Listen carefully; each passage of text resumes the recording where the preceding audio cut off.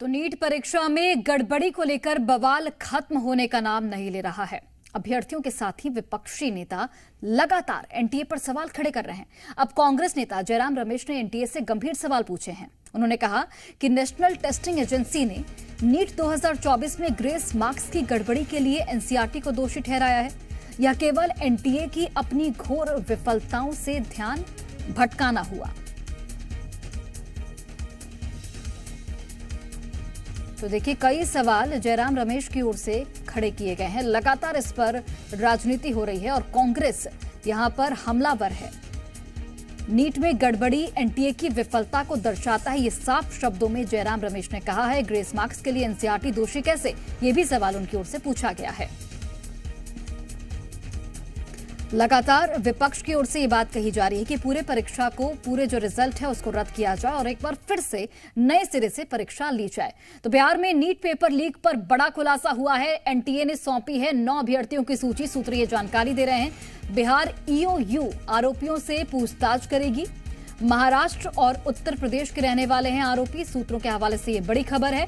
18 से 19 यानी कि 18 और 19 को पटना में इन 9 अभ्यर्थियों से पूछताछ भी की जानी है।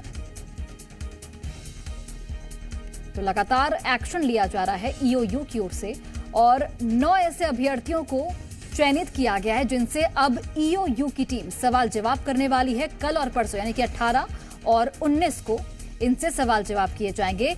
शिक्षा मंत्री धर्मेंद्र प्रधान ने भी ये साफ कर दिया है कि जो भी दोषी होगा, चाहे अगर वो उच्च अधिकारी भी दोषी होंगे, तो उन पर भी गाज गिरेगी, उन पर भी कार्रवाई की जाएगी।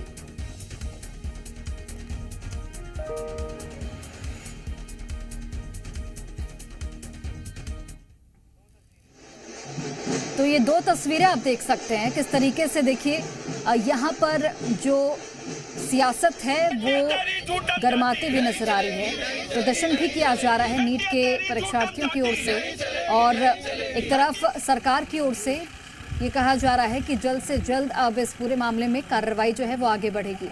तस्वीरें पटना की एक तस्वीर है जहां पर आप देखिए किस तरीके से प्रदर्शन किया जा रहा है वहां पर अभ्यर्थियों की ओर से। और ये भी आपको जानकारी दे दें कि वहां पर 18 और 19 यानी कि कल और परसों 9 ऐसे अभ्यर्थी चयनित किए गए हैं जिनसे ईओयू की टीम पूछताछ करेगी। पेपर लीक का भी मामला चूंकि बिहार से ही सामने आया था, ऐसे में बिहार में काफी बवाल देखने को मिल रहा है।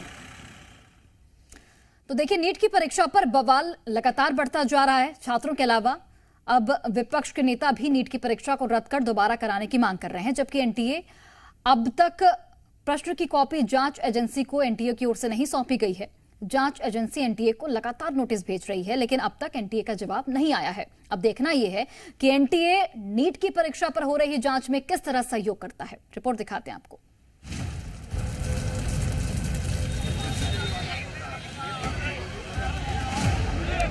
जी न्यूज लगातार छात्रों की आवाज बनकर उन्हें न्याय दिलाने की मांग को संबंधित अधिकारियों तक पहुंचाता रहा है। दूसरी ओर एनटीए ने बिहार के ईओयू को अब तक प्रश्न पत्र की कॉपी नहीं सौंपी है, इसलिए जांच में देरी हो रही है। जबकि एनटीए को 3 बार रिमाइंडर भेजा जा चुका है। ईओयू अध जले प्रश्न पत्र से उसका मिलान करना चाहता है ताकि सच्चाई सामने आ सके। साथ ही इस पर सियासत भी लगातार तेज हो गई है।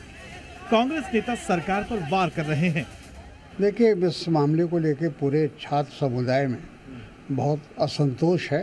इस पर जल्द से जल्द कार्रवाई होनी चाहिए, क्योंकि छात्रों का असंतोष कोई दूसरा रूप न धारण कर ले। ये देश के बच्चों के भविष्य का सवाल है और बच्चों का भविष्य और देश के भविष्य को सेकेंडरी रख रहे हैं, जो क्षमा करने योग्य अपराध नहीं है। समाजवादी पार्टी के अध्यक्ष अखिलेश यादव भी इस परीक्षा को रद्द करने की मांग कर रहे हैं। आपको बता दें कि एनटीए के खिलाफ पूरे देश में 19 और 20 जून को ऐसा भी प्रदर्शन करने की योजना बना चुकी है। इनकी भी मांग है कि नीट की परीक्षा दोबारा हो और घोटाले की जांच स्वतंत्र एजेंसी ही करे। सवाल है कि क्या अब नीट की परीक्षा एनटीए को भी देनी होगी? मतलब ये कि एक एक सवाल का पूरा जवाब एनटीए को देना होगा, ताकि इस विवाद पर विराम लगे और पीड़ित छात्रों को सही मौका। ब्यूरो रिपोर्ट, जी मीडिया।